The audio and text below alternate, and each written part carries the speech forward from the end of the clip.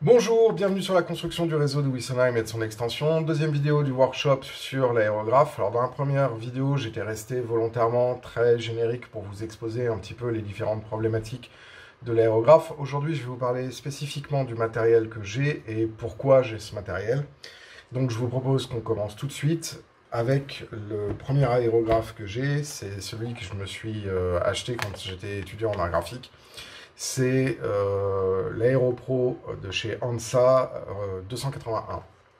Alors cet aérographe a une petite particularité, c'est que ce n'est pas véritablement un simple action et ce n'est pas véritablement un double action. C'est un truc un peu plus mixte qui était très pratique pour pouvoir faire notamment des petites retouches, notamment sur des films photographiques, quand on faisait encore ça sans utiliser Photoshop. Et c'est aussi un matos qui est très intéressant parce que il a une bonne polyvalence et il était à l'époque beaucoup moins onéreux que des doubles actions.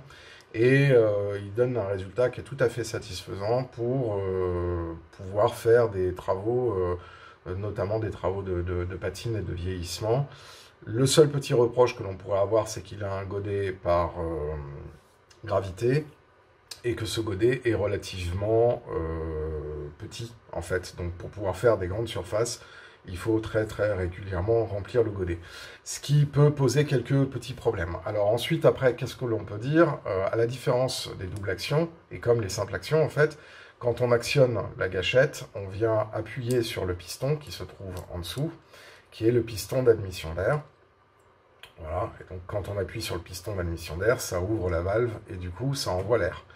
Mais la particularité de celui-là, c'est qu'on peut aussi légèrement régler le débit de peinture en fonction du retrait du débit d'air. Donc du coup, on peut asservir un peu plus finement qu'avec un simple action traditionnel le débit de peinture. Moi, j'aime bien cet aérographe parce que quand je veux faire des voiles de crasse, notamment, ou de vieillissement sur le matériel roulant, je n'ai pas forcément besoin de sortir l'artillerie lourde. L'artillerie lourde, je vais en parler maintenant. Il s'agit donc du deuxième aérographe que j'ai, qui est un aérographe de chez Harder & Steenbeck, dans la gamme Evolution. Et là, vous allez voir, c'est pas du tout le même délire. C'est un aérographe qui est beaucoup plus complet, qui se présente comme ça. C'est un aérographe double action. Et cet aérographe a plusieurs points assez intéressants. D'une part, il est totalement ambidextre, c'est-à-dire qu'on peut l'utiliser de la main gauche ou de la main droite. Pourquoi? Parce que, à la différence du Hansa, la peinture ne se fait pas par gravité, mais par aspiration. Et donc, du coup, on peut mettre soit un godet en version droitier, comme ici, soit un godet en version gaucher, comme ici. Voilà. Et donc, du coup, en fonction de ses préférences et aussi de l'accessibilité des endroits que l'on veut peindre, et quand on se débrouille un petit peu et qu'on arrive un peu à lutter contre sa monodextrie, pardon, du coup c'est assez pratique. L'autre chose très pratique avec cet aérographe-là, c'est que l'on peut utiliser des contenants externes, comme ceux-ci, qui sont des contenants de plus grosse capacité. Alors, il y a deux types de contenants. Il y a des contenants en verre et il y a des contenants en plastique. Je vous expliquerai pourquoi moi je préfère les contenants en plastique. Donc là, ça se présente, il y a une paille d'aspiration, il y a une petite vanne de dépression. Et ensuite, après, on vient le mettre comme les godets, directement par le dessous. Voilà. Moi, je préfère les contenants en plastique que les contenants en verre parce que déjà, l'évolution est beaucoup plus lourde que le Hansa. Et donc, du coup, quand on vient rajouter un contenant en verre, on vient rajouter pas loin de 150 grammes hors peinture. Et donc, c'est vrai que quand on est confronté à faire des peintures assez longues, avoir un outil qui est lourd provoque beaucoup plus de fatigue.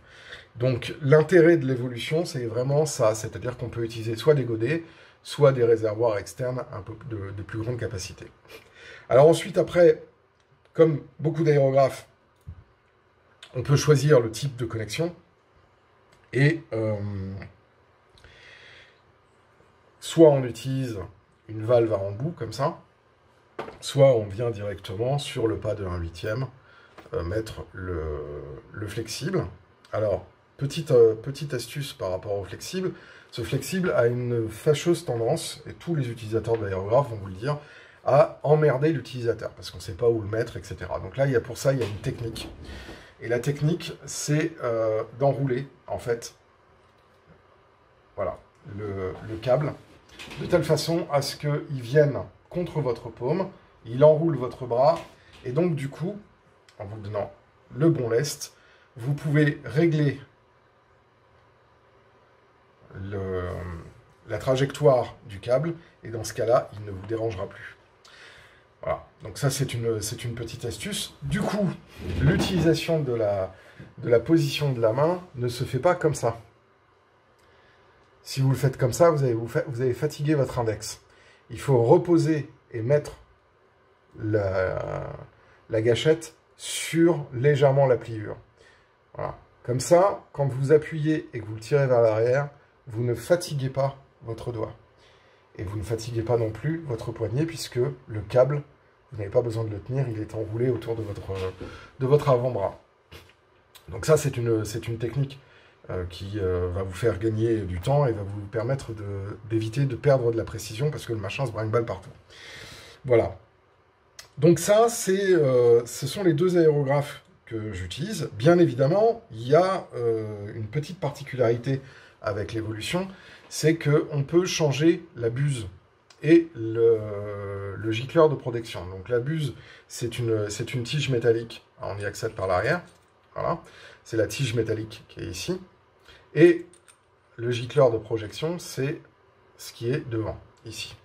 Et donc, on peut mettre toute une série de tailles différentes de buses et de gicleurs de projection. Donc là-dedans, j'ai une 0,2, ce qui est le truc en standard, et j'en ai pris une en 0,6, ici, donc qui est beaucoup plus grosse, qui est très adaptée pour pouvoir faire des aplats. Donc là, la 0,2 ou une 0,3 ou une 0,1, c'est pour faire vraiment des travaux de précision, des traits, des détails très très fins, alors que la 0,6, généralement, je l'utilise avec des godets comme ça. Alors, le gros avantage de ces godets-là, c'est que ça coûte pas très très cher, et on peut en acheter plein, faire ces mélanges avant, et ensuite, après, on n'a que à changer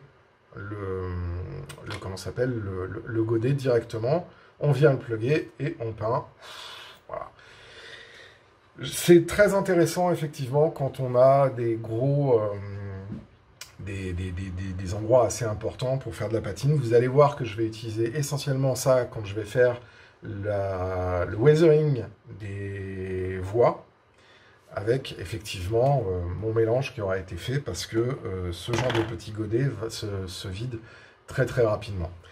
Voilà, donc ça c'était la présentation un petit peu du matériel et les raisons pour lesquelles j'en ai. Alors bien évidemment, quand vous commencez l'aérographe, moi je vous conseille pas forcément de prendre un double action comme ça. Maintenant, c'est vrai que quand on prend un petit peu de distance, chez Harder & Steinbeck, vous avez comment ça s'appelle, des aérographes qui sont peut-être un petit peu plus simples. Maintenant, moi, ce que j'aime beaucoup, c'est la polyvalence de celui-là pour notre hobby. Et c'est vrai que moi, étant une personne ambidextre, ayant la chance d'être ambidextre, du coup, le fait de pouvoir utiliser des godets de gaucher et des godets de droitier ou des réservoirs me donne énormément de polyvalence sur l'outil. Ensuite, après, prenez un flexible qui soit de qualité. Hein, il y a des flexibles chinois qui semblent ne pas être chers, mais on travaille avec des pressions, et au plus on a un flexible de qualité, au plus il tiendra dans le temps. Voilà ce que je pouvais vous dire par rapport à ça. L'autre avantage de la gamme Evolution de Steinbeck, c'est qu'il y a des pièces détachées, que le nettoyage est relativement simple. Alors je ne vais pas vous le démonter dans cette vidéo, c'est pas l'objectif ici. Je ferai peut-être une vidéo, si vous me le demandez, de nettoyage après usage, pour vous montrer comment ça se démonte et comment ça se nettoie. Mais là, je n'ai pas de raison particulière de le faire.